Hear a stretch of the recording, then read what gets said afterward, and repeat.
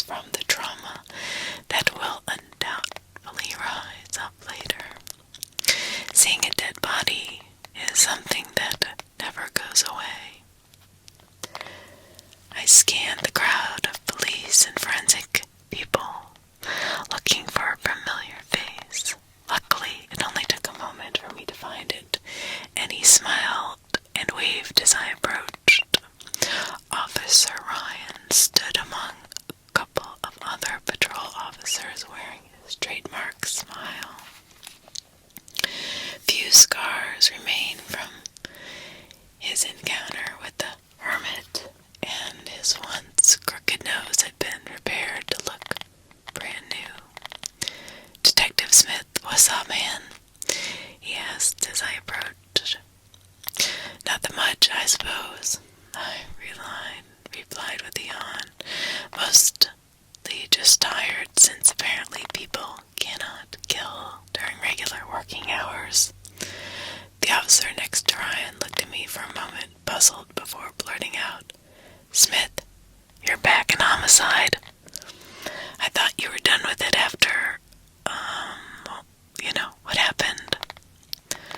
I responded with a nervous laugh. Look, I was just taking a little break, Officer Bailey. I was always coming back. I looked past him for a moment to take a look at the body. What do we have on the Vic? Officer Ryan sighed and shook his head, motioning for me to follow him. We made the short walk over to the body. Calling it a bloody mess would have been an understatement. The man's entire face and chest were caved in. Large pieces of flesh had been torn out from his neck, and it appeared as though his right arm had been smashed on the pavement. The way the body had been mutilated disturbed me to my core, and it was hard not to gag at the sight of the man. So Officer Ryan began. As you can tell, we've got severe blunt force trauma, cuts and bruises consistent with the fight. So far, no one we have spoken to has seen anything. We have the 911 caller waiting to talk to you, though. After getting the rundown, I went to inspect the body more closely. As previously mentioned, we were looking at an inordinately brutal attack. Thinking out loud, there seemed to be only one logical conclusion.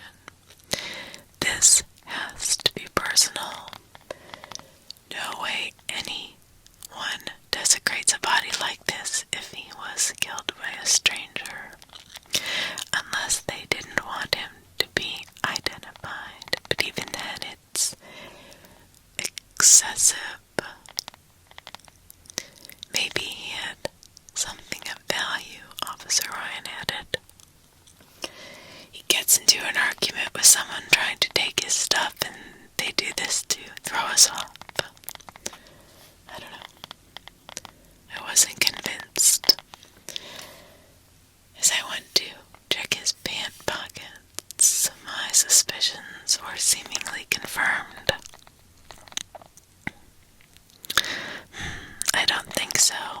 His wallet and keys are still here, so it's likely rules out robbery.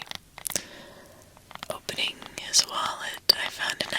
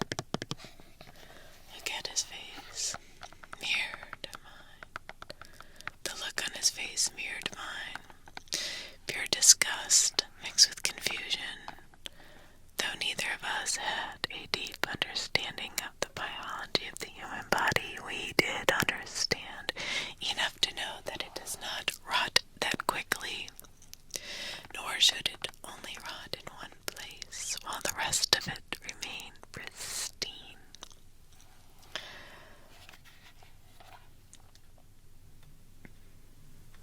Already, I was getting the vibe of something deeply wrong. Preliminary thoughts were coming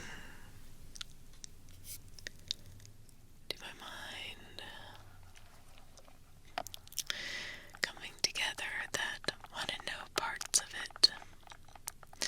Ideas of just what the hell could have done this froze me for a second. Could the tall woman have brutalized this person or something else? Once I regained my composure, I simply noted to my team that we need those teeth removed and checked with forensics to see if they matched any DNA on file.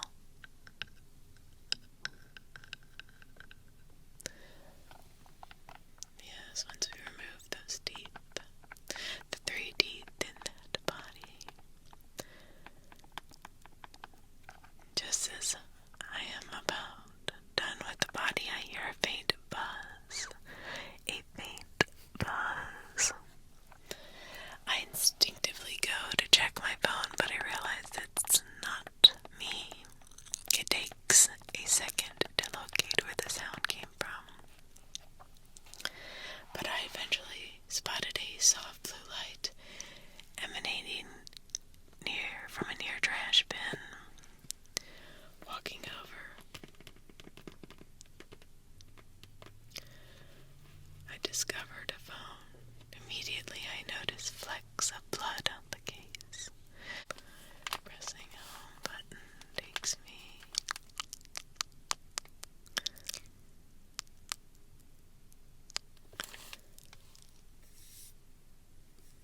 to a background image of a man who strongly resembled a slightly younger Ernie Garrison and a dog.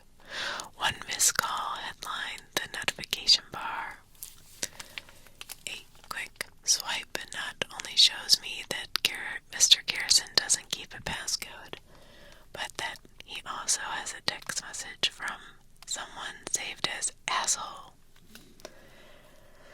Asshole, I said to myself. What are the odds that it's a mere coincidence he's in contact with someone he obviously has a problem with at the same time he gets killed?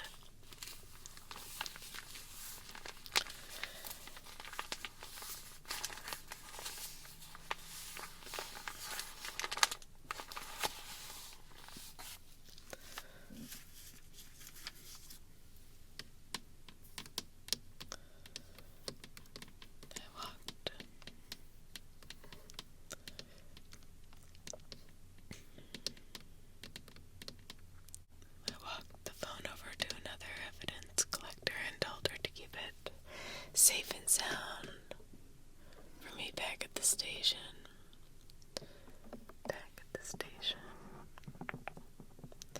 After making the rounds and talking to the other detectives about what I had found, it was time to speak with the 911 caller, Mrs. Eva Bronstein.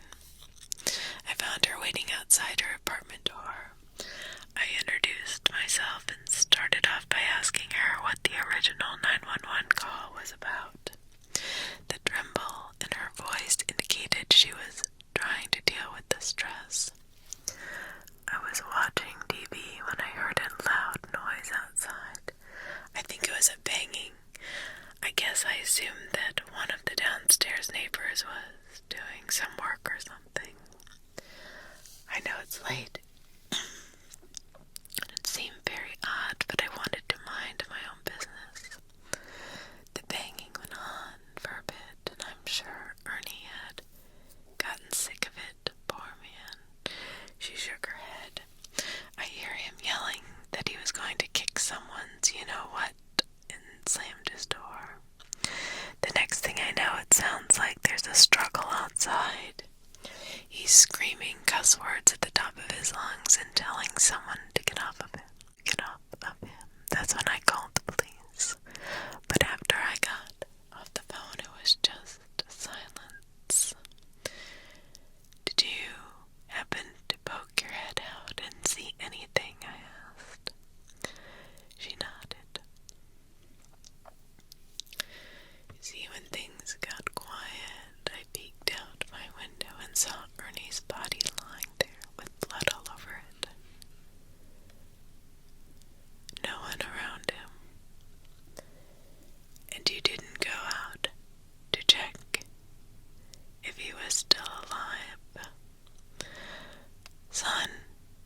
74 years old and I grew up in Brooklyn.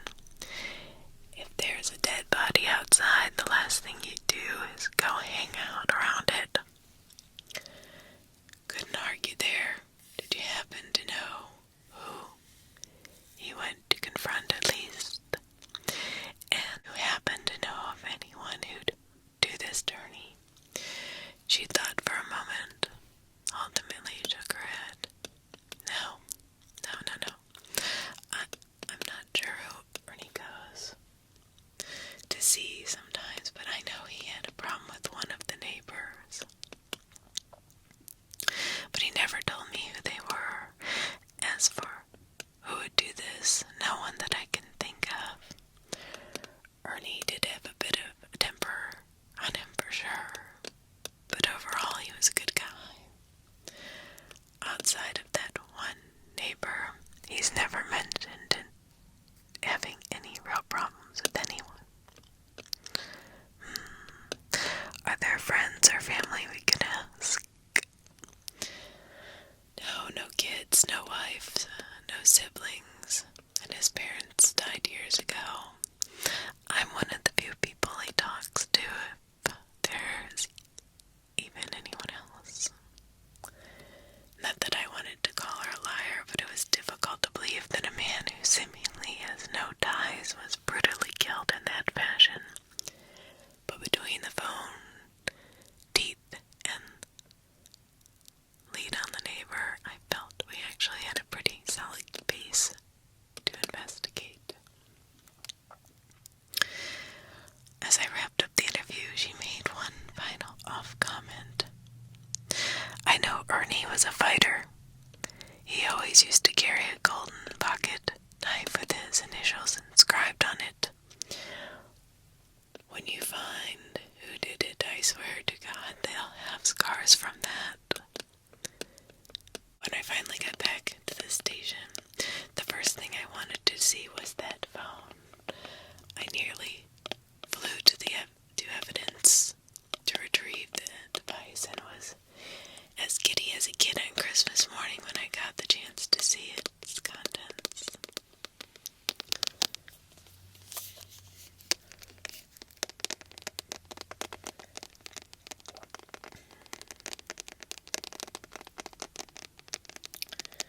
A couple of the other detectives and Officer Ryan crowded around my desk as I read what appeared to be a heated argument between him and his neighbor, Alan Wong.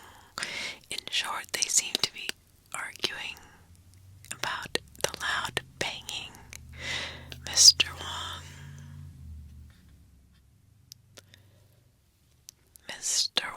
seemed to claim that he was not making the noise and urged Mr. Garrison not to investigate. The two had a continual back and forth, which eventually led to Mr. Garrison going out to confront whoever was outside, which led us here.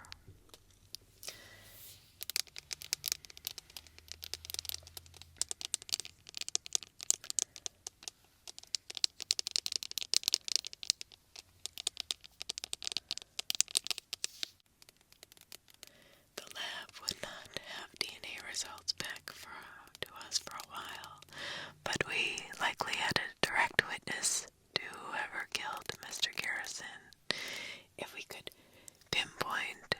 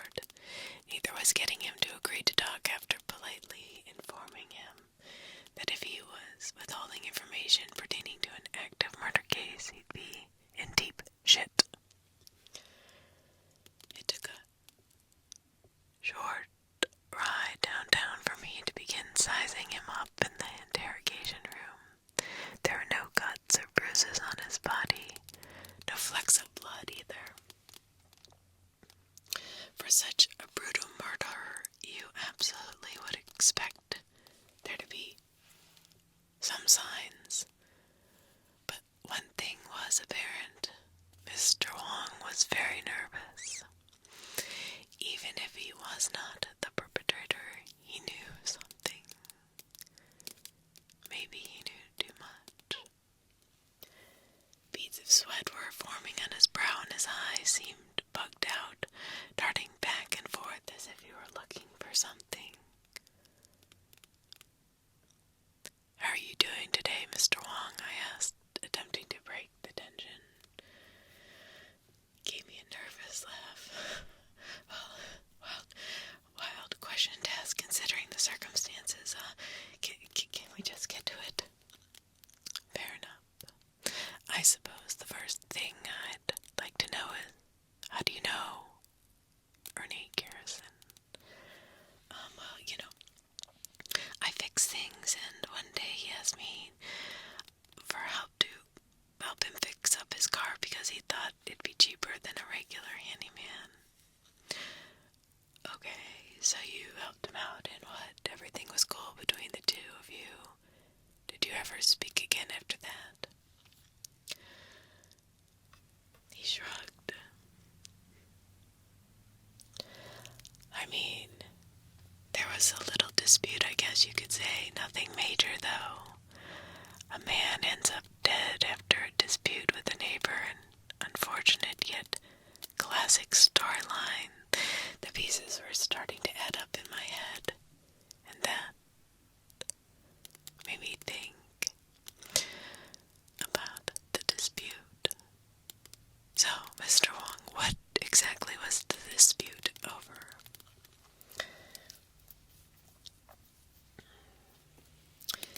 Payment for my services. I'm a fair guy, but he was lowballing me on the price. I tried to give him something below what he'd pay elsewhere, but that was not good enough. Good enough. Just because the guy's my neighbor, it does not mean I'm gonna work for free, you know. After threatening to take him to court, he pays up. But he starts complaining about everything. Noise, my dog. He'd say he thought he smelled drugs from my apartment. Just a lot of bullshit. The guy was trying hard to get me kicked out. Sounds rough. You must have hated the guy. Well, hate's a strong word. We weren't friends, but I'd never wish anything bad upon him. It was just a stupid disagreement. Hey man, I get it. That's fair. The problem here, of course, is that the man is dead. So what I want you to do is tell me in your words what you think happened. What you think happened. The shift in his demeanor was quick. I could hear his foot tapping rapidly now, and he choked up a bit when he spoke. Look, I have no idea. I just know the dude got killed. It's sad as hell, but I don't have much to add. Bullshit. That's odd, Mr. Wong, because we know that you were the last person to communicate with Mr. Garrison, and that he went to your place to speak with you, and the fact that you two had clear problems, and surely this points to more than a coincidence. Even though he shook his head, I could tell from the look on his face that he wanted to say something more. But what could it be?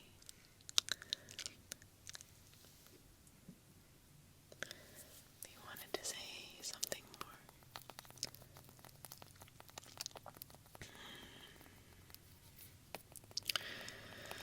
I thought for a while, letting him think about what he had just said.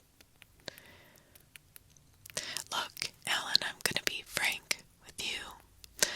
I already told you that if you're holding back information, you're in deep shit, so you need to talk to us right now. Or you could be facing murder charges if this comes back to you.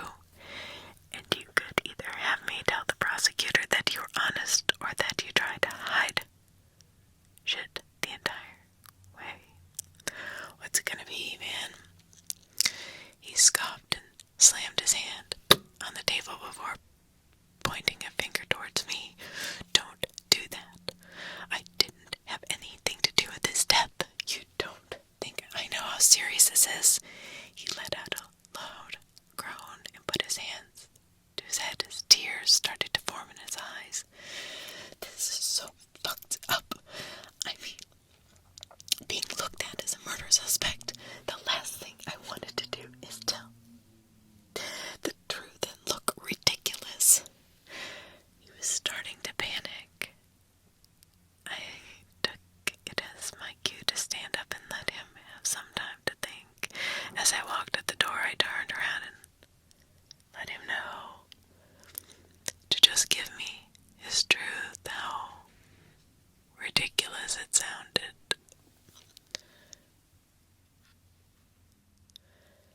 It didn't matter.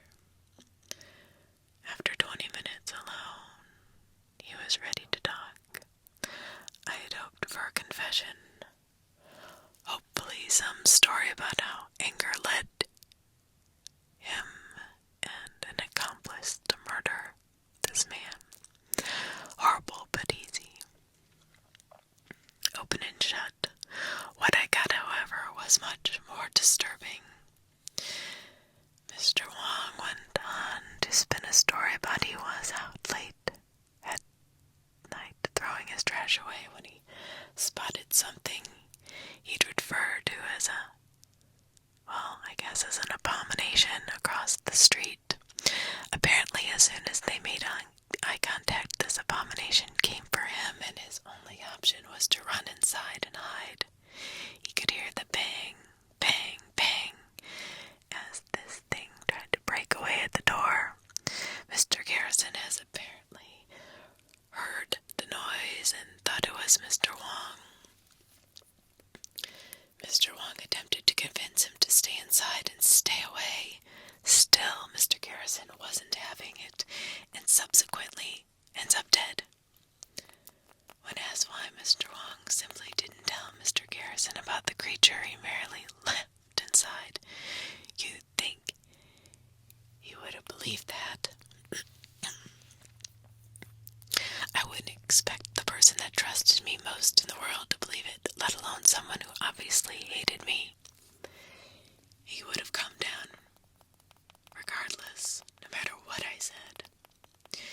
It indeed was a ridiculous story, one that I'm sure damn near everyone outside watching the interview was laughing at.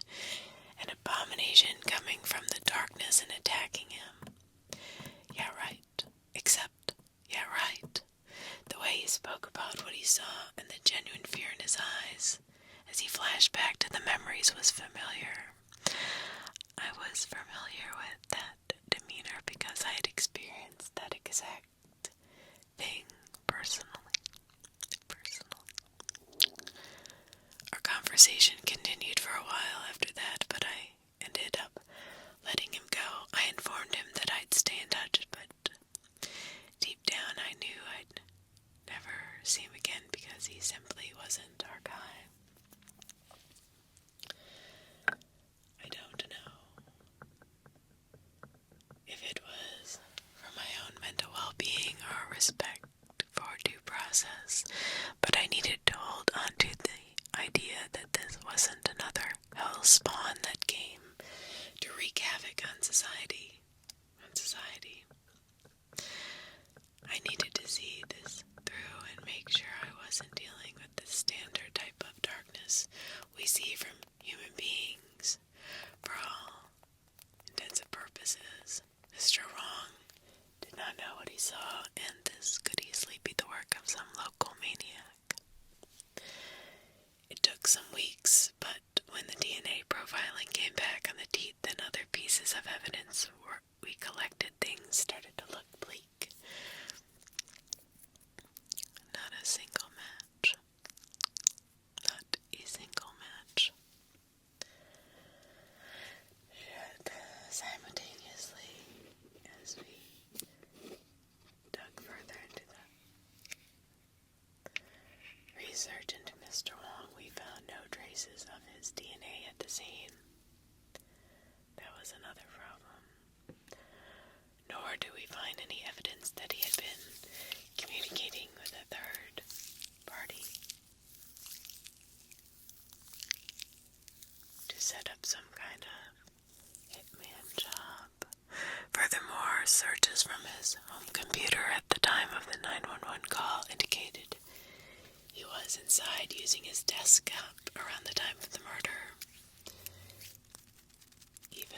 potential security camera footage from the area turned up nothing. If Mr. Wong was involved, there wasn't any hard evidence to show it. Our best leads were drying up.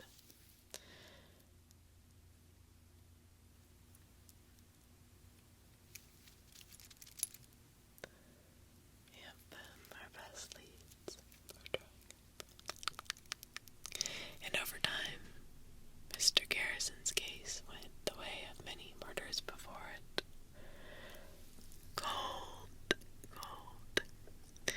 The days went by with no new leads. We had to try something new. I convinced the chief to hold a press conference and asked the public for any information. The hope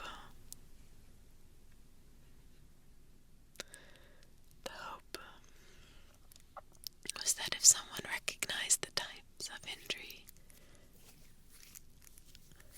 of Ernie Garrison himself, perhaps they could plug some holes we were missing.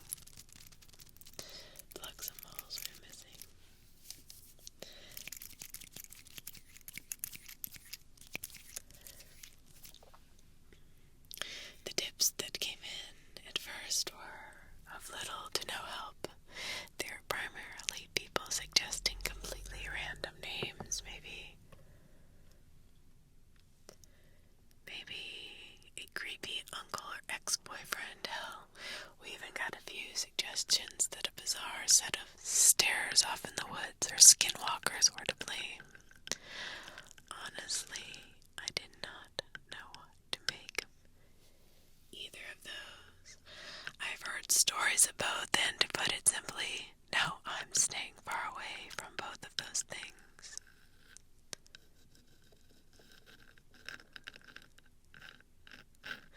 The point being, we were not getting anywhere.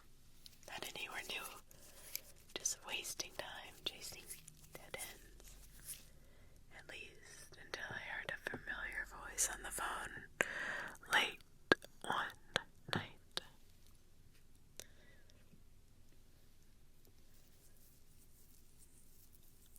She sounded nervous about speaking at first. Hello, is this Detective Smith? Yes, speaking, and who is this? I never gave you a name when we spoke last, but this is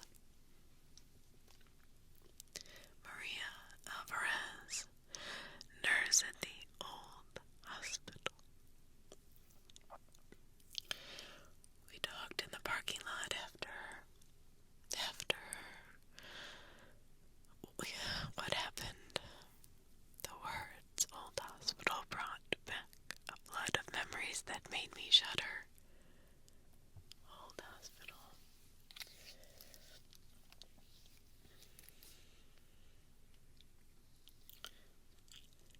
The face of the hermit flashed in my mind, and I reflectively turned towards an air vent above me just to make sure nothing was hiding inside it.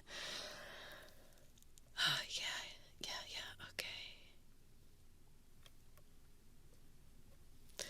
Yeah, okay. I remember you, of course. How are you, Mrs. Alvarez? She let out a sigh. I'm managing. What you said to me back then, it's been on my mind a lot lately, and it's given me a different perspective. I don't know, I just feel like the world has become a much scarier place almost overnight. Yes, I'm sorry to hear that. Truly, it's okay, or at least tolerable, right? I saw your press conference, by the way, and, well, it just brought up some thoughts, a lot of thinking about what could have happened to that poor man. And yet, the more I thought, the more I realized I may have an idea of what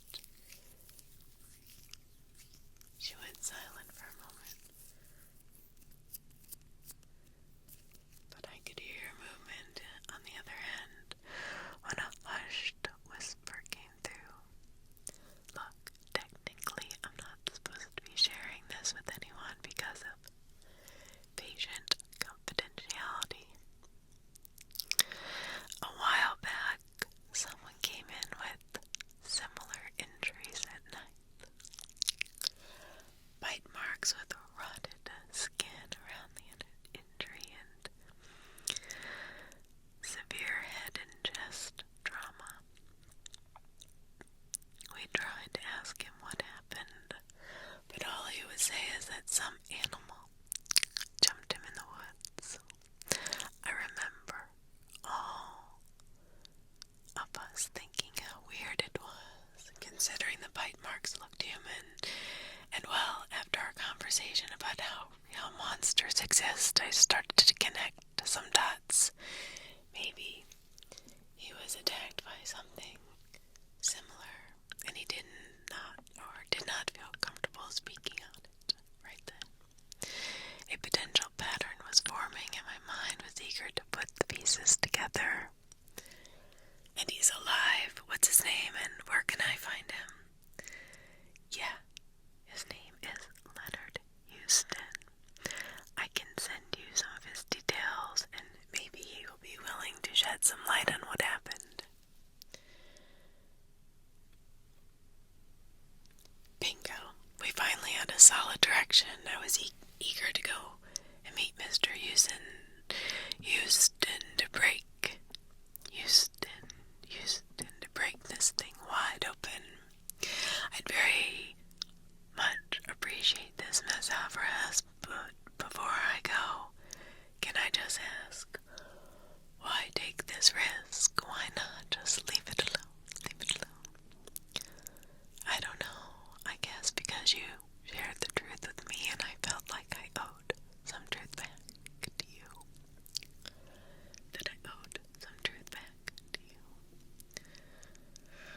That was good enough for me. I finished the conversation by letting her know that if she needed anything, even just someone to call when the dark thoughts creep in, I'd be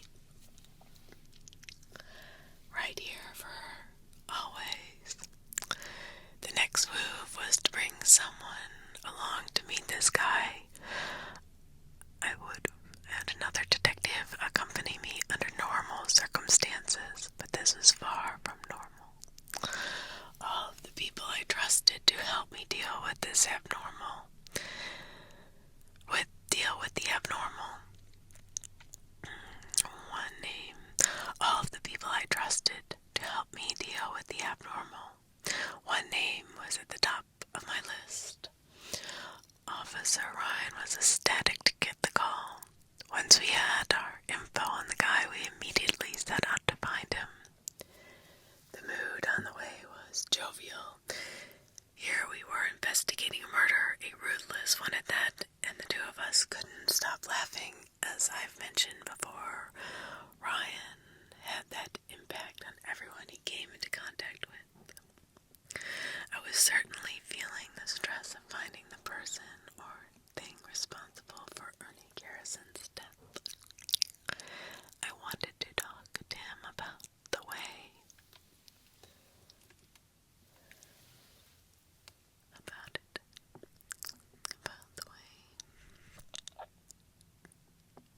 on the way over. All I wanted to talk about on the way over was what anime he was watching and whether or not aliens had visited Earth. Over the years, I have come to attribute many great things to Ryan, but the one thing that sticks out is the centering effect he had on me. Hell, on all people. Without him, there's no doubt I would have gone insane by now. I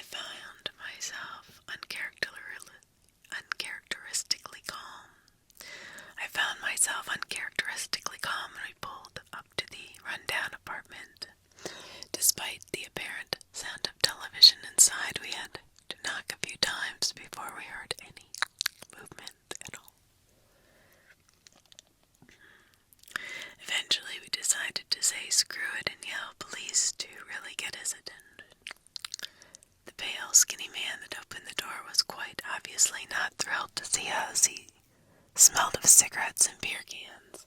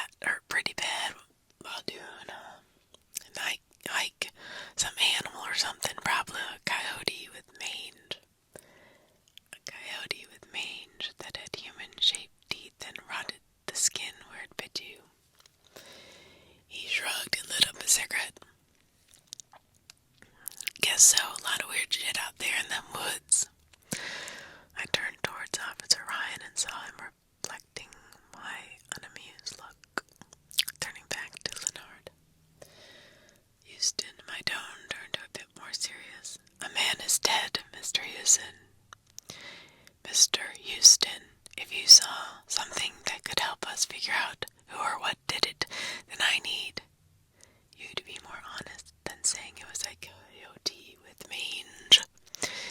His demeanor shifted quickly and underlying stress snapped to the surface. Look, you're in my house. If I said I ain't seen nothing but a coyote, then I ain't seen nothing but a coyote. But that's not the truth, I fired back. You know it's not. Trust me, I understand what you saw was probably strange, but we really, really need your help on this.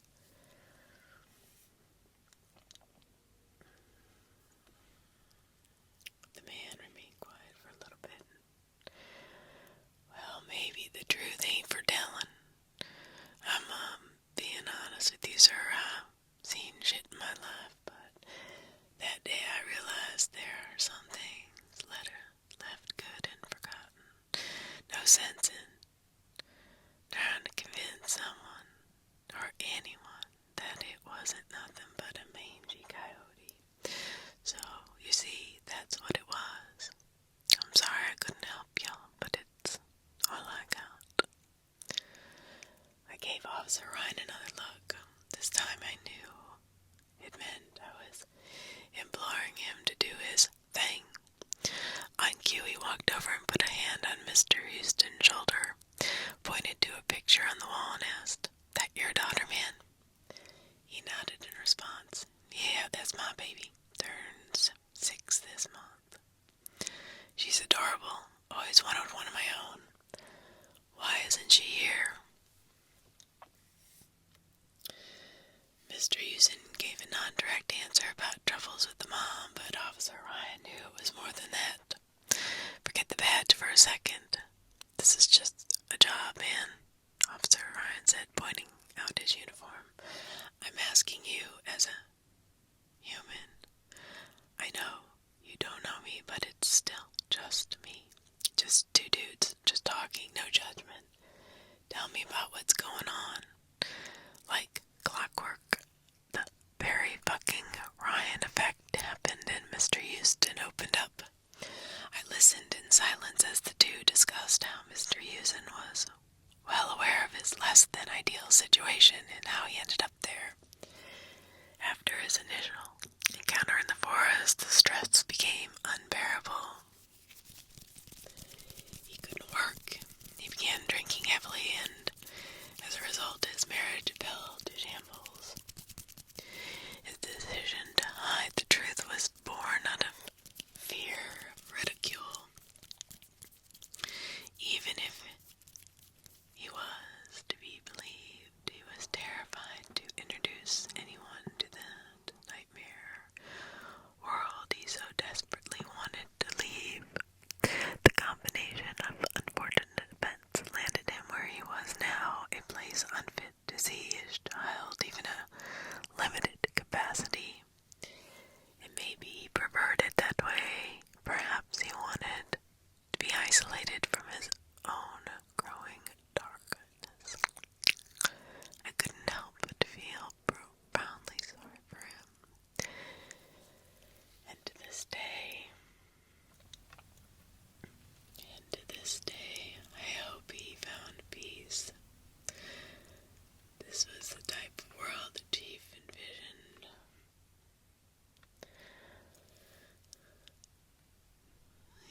This was the type of world that the chief envisioned when he implored me to keep things a secret. A world of fear from the contemporary evidence. He was absolutely right. Eventually, the conversation returned to Mr. Houston's daughter. Officer Ryan had asked a question that really seemed to strike a chord with him. If the both of us are here saying we believe you and we're willing to do something, then as a father, wouldn't you want to help us make the world a safer place for your daughter?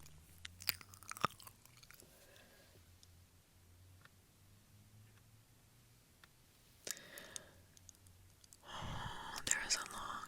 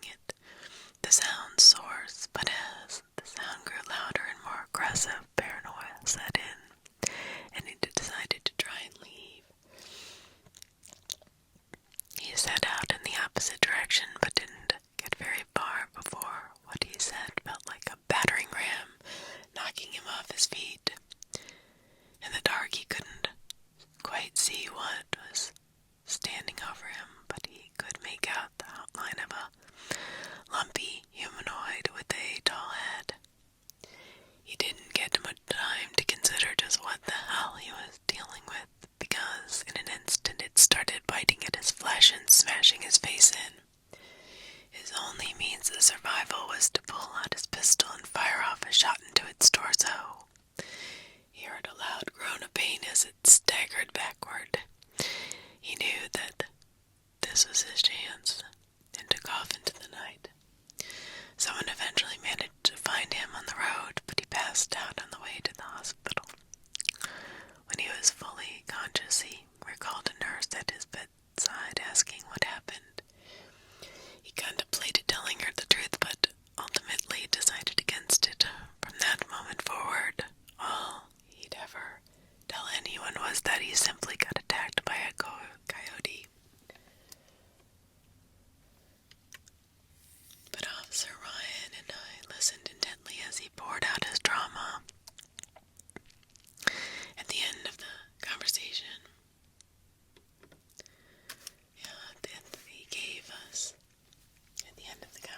he gave us a location of the forest he was hiking through and the specific trail he took. Lo and behold, guess what? It was only a few miles from where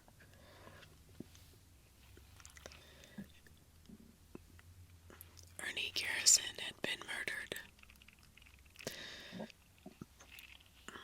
By the end of the conversation, he was crying and repeating the words, "Never go back, stay away." Honestly, I wasn't quite sure if it was a message to himself or to us.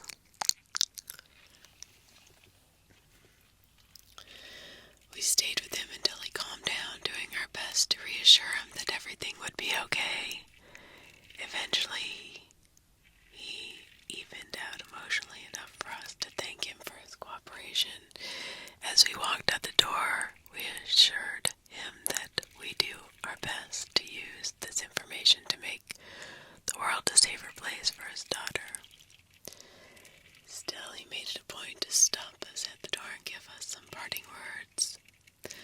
"I don't know what you boys plan to do, but if you go looking for a nightmare, you're gonna sure as hell find one.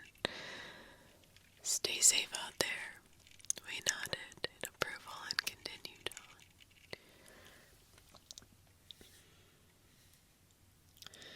As we walked to the car, the road to solving this case had become clearer.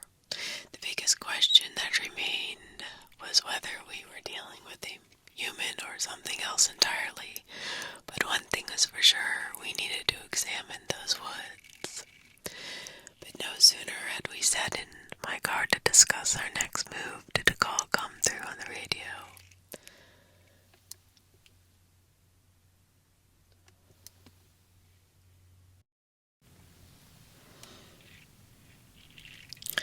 Another murder had taken place, this one on the edge of the city line.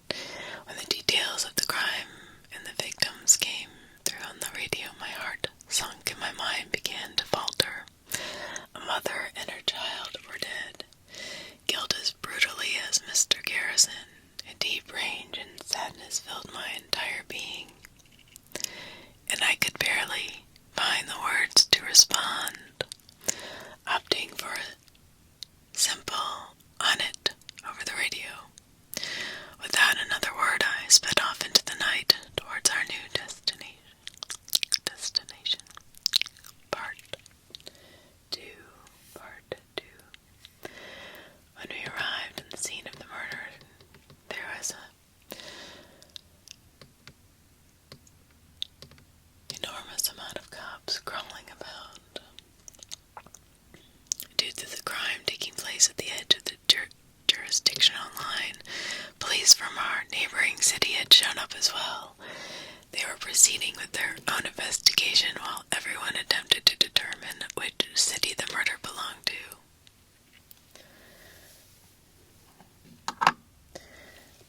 Looking through the sea of faces, one in particular stuck out to me.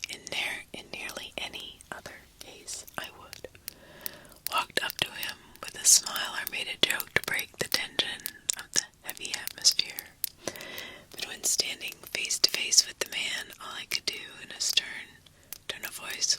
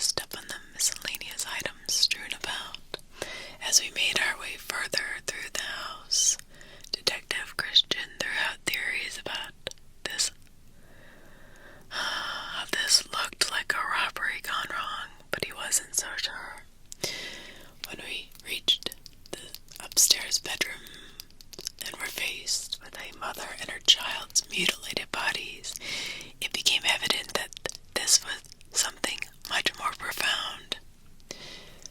I'll spare you the details of what it looked like, but comparisons to Ernie Garrison were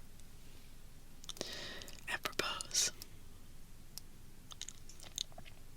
I think Detective Christian was beginning to talk out an idea about how it was likely some personal vendetta that someone tried to hide as a random robbery and a murder, but I honestly began to tune him out after the first sentence.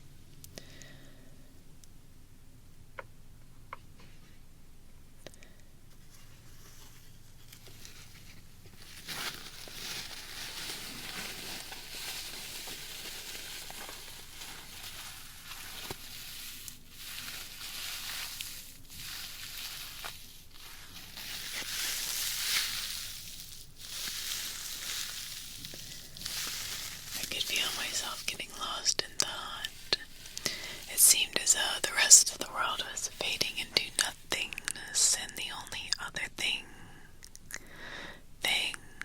that existed outside of myself were the two bodies staring back, asking, why couldn't I solve this case sooner? Why did they have to be the victims of my incompetence? Why wasn't I good enough to make a difference for once in my fucking life and ensure that the world was actually safer for them? Sweating was forming on my brow, and I felt like all the air was slowly being sucked out of the room. Why? I was drowning in a sea of questions with no ability to find my way back up. And then a new voice broke through. I felt a hand on my shoulder, helping me back up to the surface, and slowly I began to swim out of my own darkness. You okay, buddy? A calming voice said. I spun around and saw Officer Ryan with a deep look of concern on his face.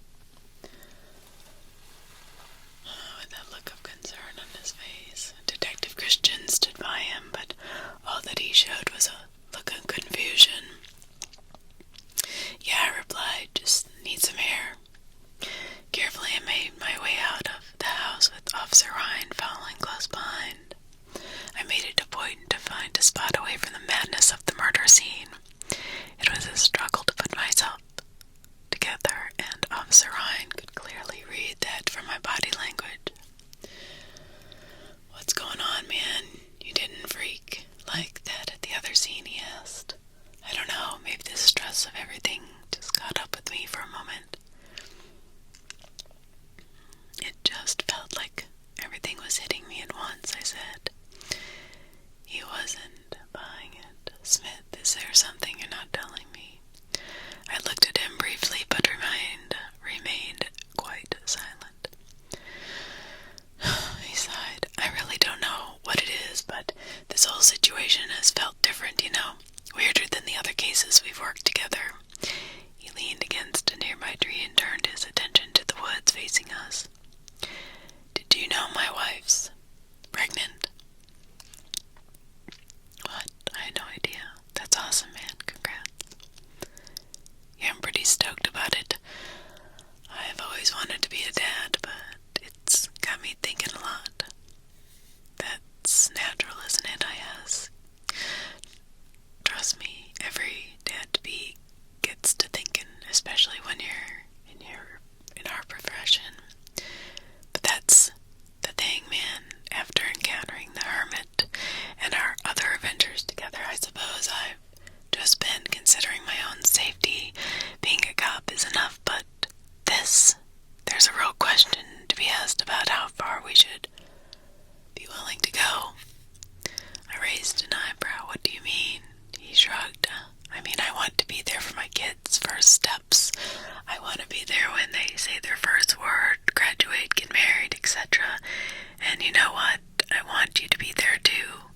And I want to see our kids laugh and play together. I want yours to come to me for advice and vice versa. Man, I saw how hard you worked to make sure that Lucas kid was safe. You've got fatherly instincts coming out the wazoo, and I'd love to see that in a real setting. But how likely is it to work out that way when we're chasing demons all the damn time? You made a valid point. I didn't have a good answer, outside of not likely, I suppose. Yeah, exactly. You only get to walk away from those situations so many times, he said. Whoever this case goes to is gonna do their investigation and probably do a damn good job of finding the facts. But we know this is trending. We know where this is trending. Smith, over this time, you've become someone I consider to be my best friend. Outside of my wife, of course. Yeah. I'm asking you to consider how far you really want to go with this. Really think about where your limits are. I was quiet for a second or two, thinking about what he had just said to me. He was right. I absolutely needed to consider my limits going forward. I didn't realize the emotional toll that all this craziness was having on me. Officer Ryan's words were profoundly affect me in the future. But still, at that moment, I knew I needed to solve this case. Weirdly, that became easier once Detective Christensen came over to deliver the news. Well, looked like you fellows came out here for nothing, he said. Looks like this one is in our jurisdiction, so we'll be taking the lead here. I nodded and informed him of the similar murder that we had just had weeks prior. I told him that we'd offer all the information we had and be assistance in any way possible. He nodded and said he appreciated the help. After he walked away, I offered to take Officer Ryan home. On the way back, I told him how much I appreciated him and that his words were not lost on me, but also that I still needed to figure out this, as there were dimensions to it that meant a lot to me. He said he understood and simply warned me to be careful, and that he had expected me to come back from this relatively unharmed, because in his words, my future kids needed their uncle. I couldn't help but smile and made a promise that I would come back. The next day after work, I returned to the scene of the crime. I spent hours talking to everyone I could about what they saw the previous night, hoping that someone could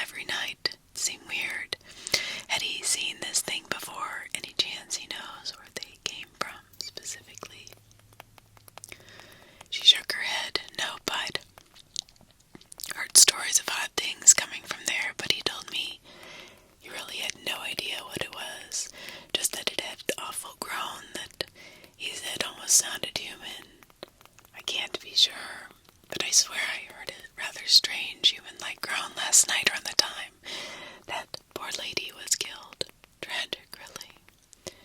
Yes, it really is. Well, thank you for your help, Miss Watson. If anything new pops up, we will keep you in mind. With that, I went back to my car. The puzzle pieces now lay before me. What did I have? What were the facts? 4 attacks, 3 dead, 1 severely injured, 1 scared, whatever it was, off in both cases with survivors.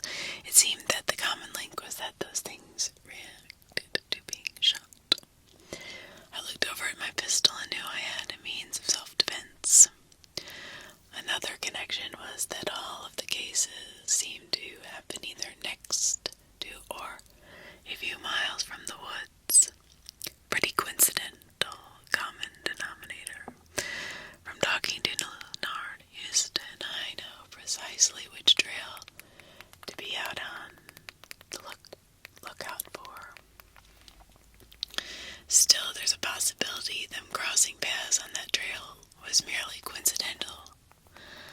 Looking at a map on the phone revealed that the trailhead was directly north of where Ernie Garrison was murdered. Hypothetically, if you walked straight line, you'd reach the area of the apartment, head south, and do the same with the mother and child, meaning that even if the trailhead wasn't precisely where these things originated, it was probably damn close.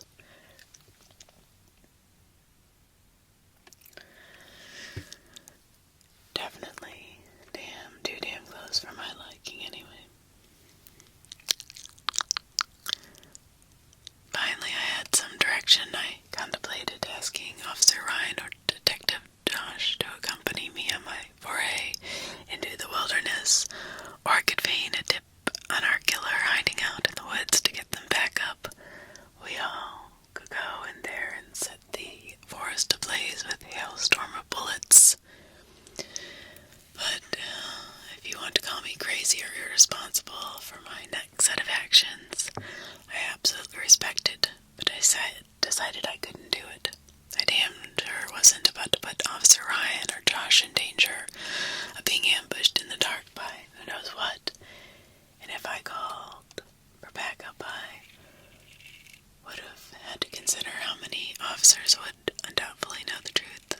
Not only would the chief not be too pleased, but would Leonard, Houston, and Maria Alvarez both. Stuck with me. They survived their encounters, sure, one with no injuries, but the mental scars of knowing what's out there, being aware that you live in a nightmare world where if one monster doesn't take you away, another one will. That fucks up a person. In Mr. Houston's case, it's quite literally ruined his life. How could it willfully do that to other people? It just didn't seem right. It didn't seem right. I get it if you disagree with my reasons, but it's how I felt. It's how I still feel in my mind. I was doing the right thing. Over the next month, I spent every day after work driving around the perimeter of those woods and walking the trail Mr. Houston had taken when he was attacked. Everything else in my life became secondary, and I was committed to doing it until the problem was taken care of.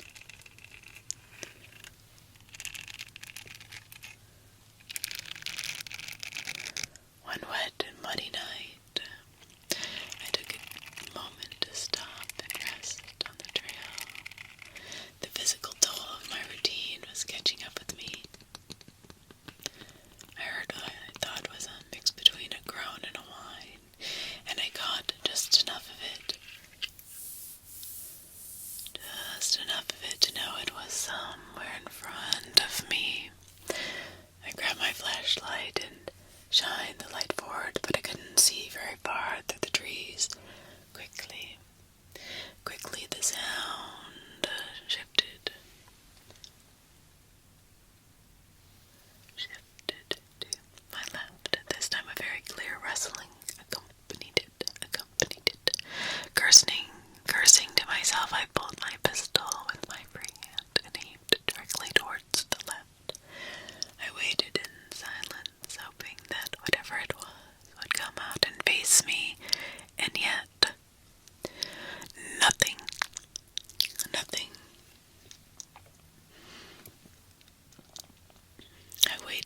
Seconds turned into minutes, and there was still nothing.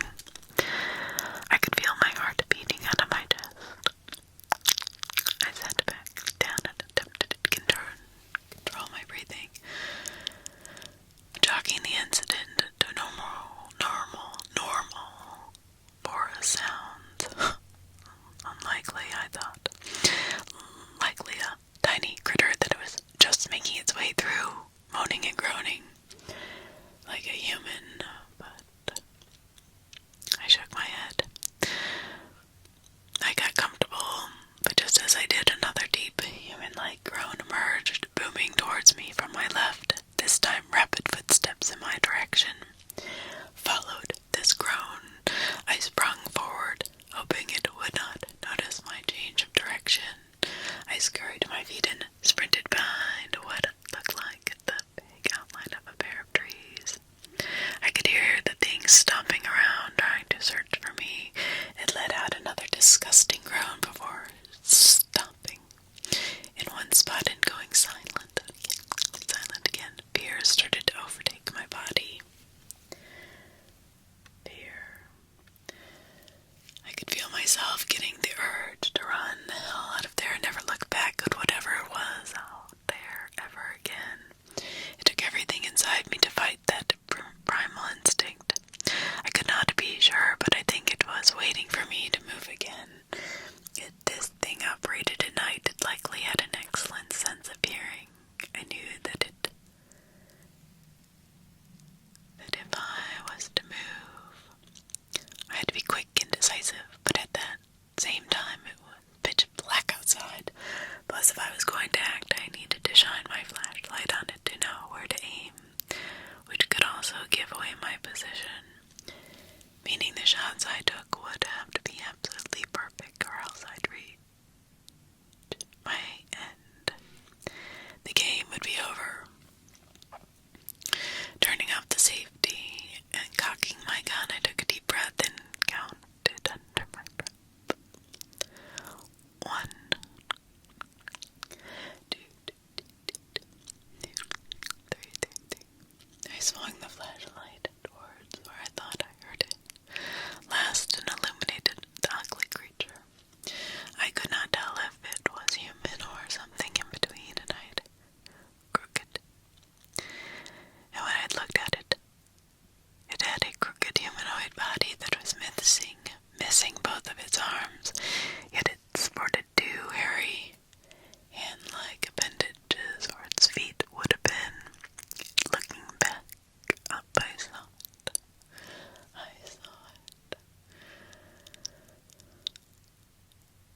I saw it had one saggy breast, while the other side of his chest appeared to be flattered with its rib cage, showing through its pale skin. But the worst feature was that fucking head. The head alone was maybe 2 feet tall and incredibly lumpy with tufts of hair on each side. Its mouth hung open with the puppy gums and row of yellow teeth. As far as I could tell, the thing was utterly blind, as I did not see any noticeable eyes.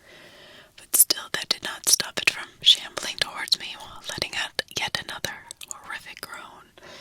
I didn't even let it get close. As soon as it started coming towards me, I unloaded my pistol into the thing.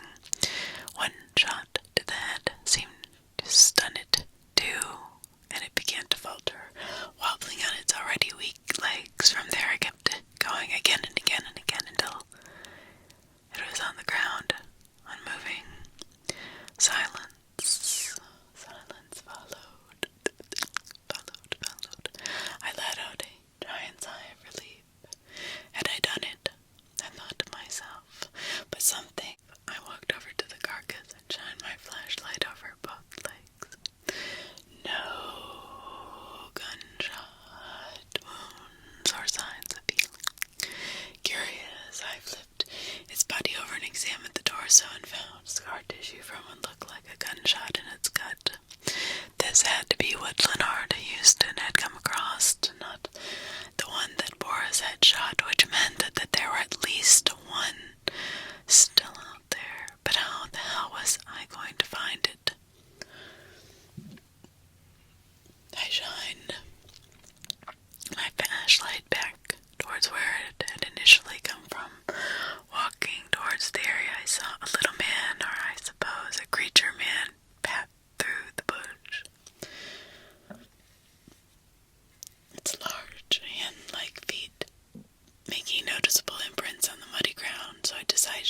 it. Eventually the path came to a storm drain big enough to walk through that was partially flooded. I'm not a believer in afterlife, or life after death, or any of that, but as I stood at the entrance, it almost felt like a tunnel to hell.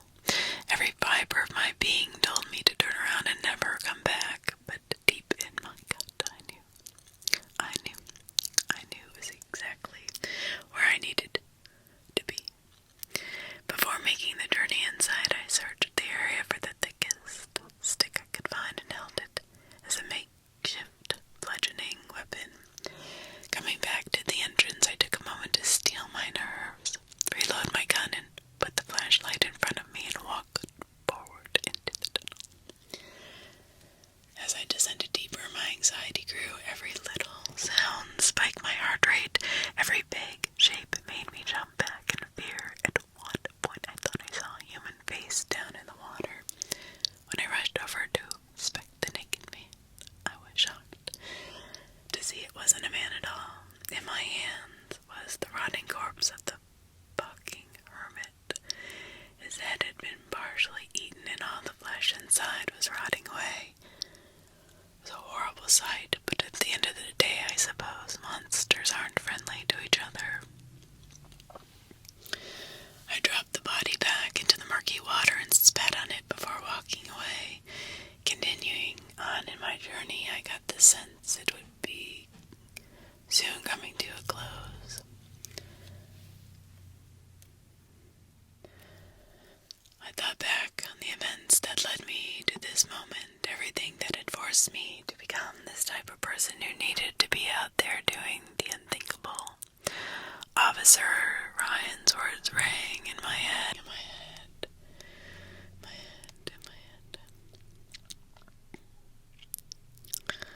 How far do you want to go with this?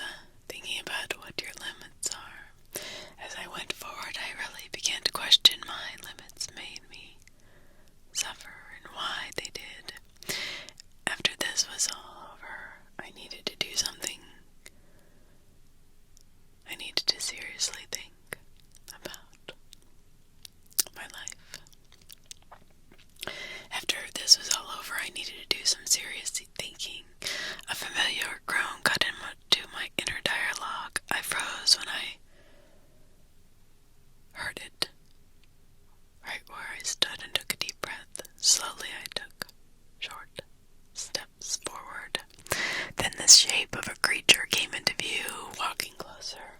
I saw it resembled the thing I saw earlier, albeit slightly taller, with a more masculine chest, thicker frame, noticeable black eyes, and more hair growing out of the sides of its grotesque head.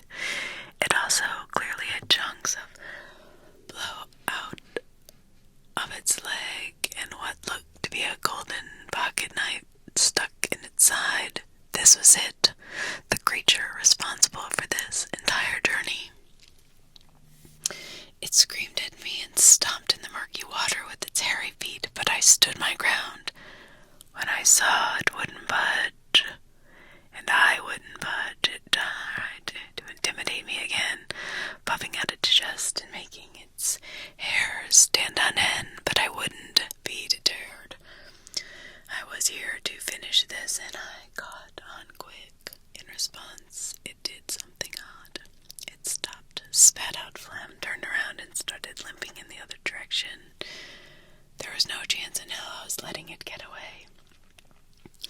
I sprinted towards the thing, jumping forward into the air, and shattered the stick on the back of its head. It didn't do any damage, but the force easily knocked it over. The thing wiggled around the ground, trying to fight back. Quickly, I pulled out my pistol and shot it in the back. It let out a scream of pain, but I did not care. Bang, another into its spine. Bang, one to the injured leg. Bang, bang, bang, another into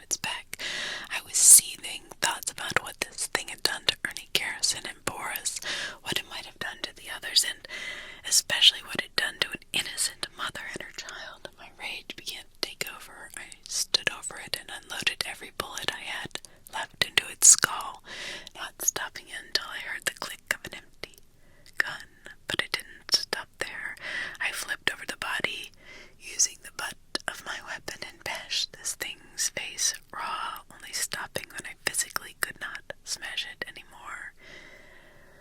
And then silence, except for my breathing, heavy and husk. I looked on at what I had done, examining the thing for minutes, simply staring. I don't quite know what to make of how I felt. The rage was gone, but I felt empty.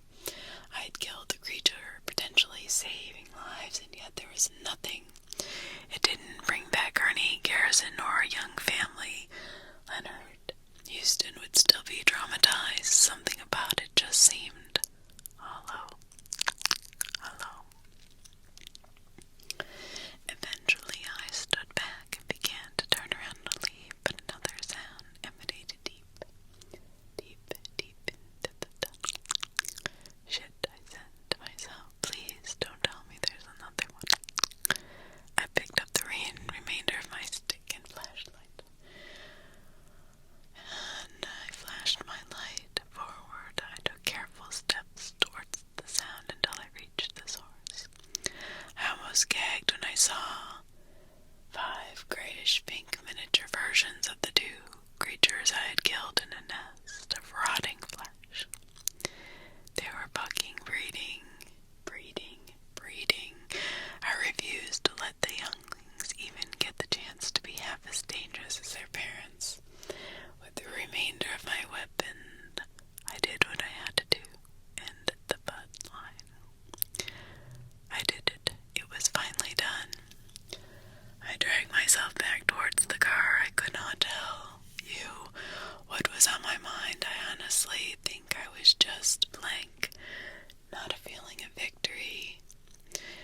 Nothing, just blank. My only real thought was how to get out of those damn woods. Reaching my car provided the most incredible sense of euphoria I've ever had in my life. I must have sat for half an hour, basking in the warmth of the heater and the comfort of my seats. Eventually I managed to call up the chief and tell him everything. I told him where he could find the bodies and that he could do whatever he needed to do, but I wouldn't be there to see it through. I drove straight home and took the most incredible hot shower. 20 minutes later I changed to some clean clothes and walked to the place I knew I needed to be, the local bar. The bartender gave me a look of sympathy as I sat down and ordered a shot of whiskey and a cider. I'm sure she had seen a lot of characters come through in her time. I could probably pick out the ones that were hurting from a mile away. That was me, I guess. I don't know if I was hurting. I didn't feel anything. I just felt happy to be sitting there, that's all. But she gave me an extra shot of whiskey on the house. It only reaffirmed that she knew what I was going through must have been really difficult. That night I wanted to do my best to forget everything. 2 shots in and I was well on my way, but as I was about to let a drunkenness take over, I heard a familiar voice pierce the veil of drifting thought. Smith, what are you doing here? I looked over and saw a familiar face staring at me with a wide smile.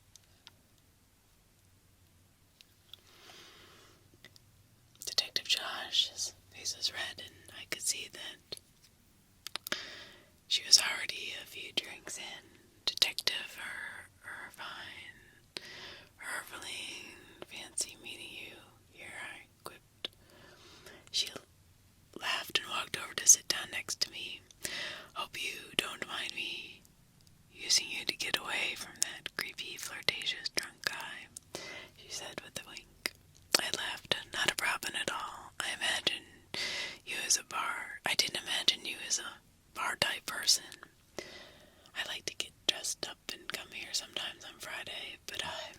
seen you here before. What gives?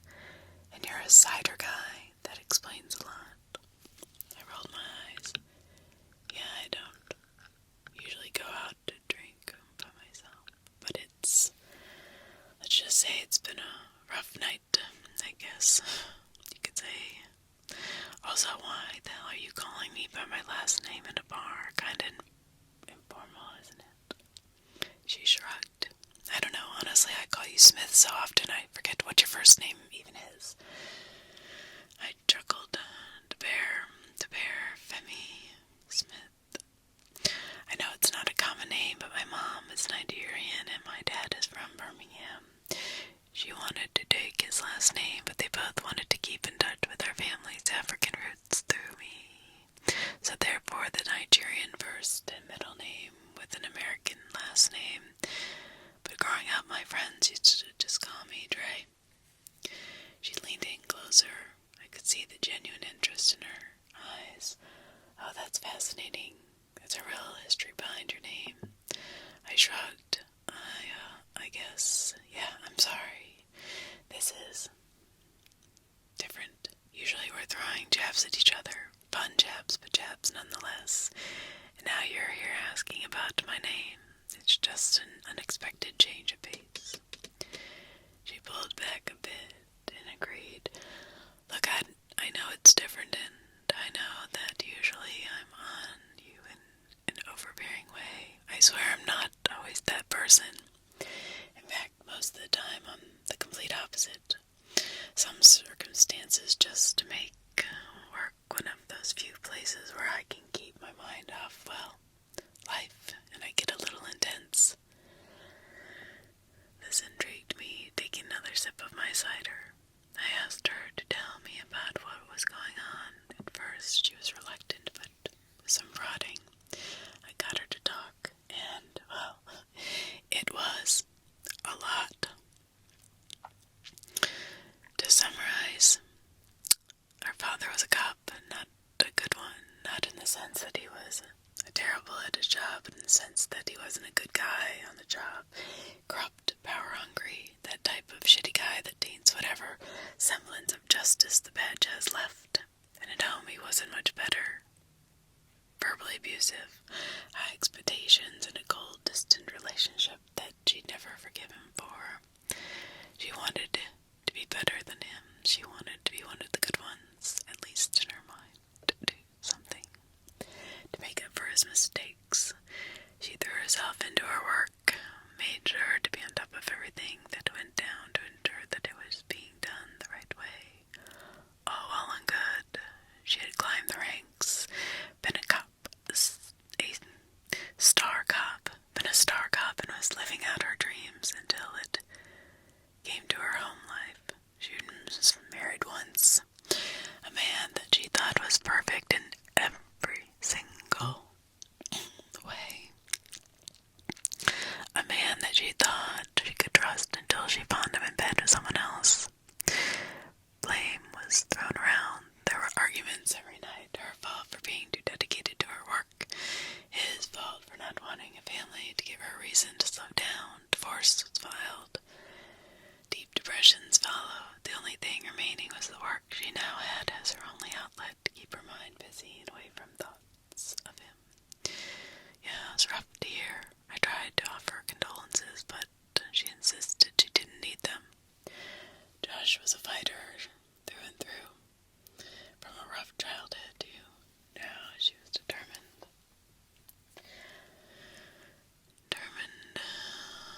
to make her situation better, live the good life she always wanted. What followed over was a question that struck me at my core. What about you? I heard you left homicide before I arrived, and now you're back. What happened?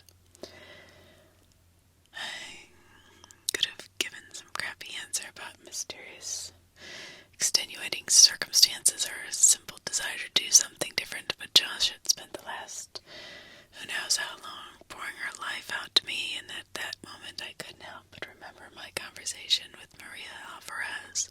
Truth is owed truth, and so I gave it to her.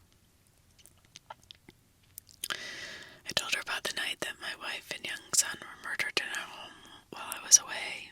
was out working a case and came back to find them dead together in the master bedroom. Of course, the police were called. Empty reassurances that they'd find the person who did it were made. I drove around the whole damn country searching for clues. Somewhere, anywhere. I followed up on everything.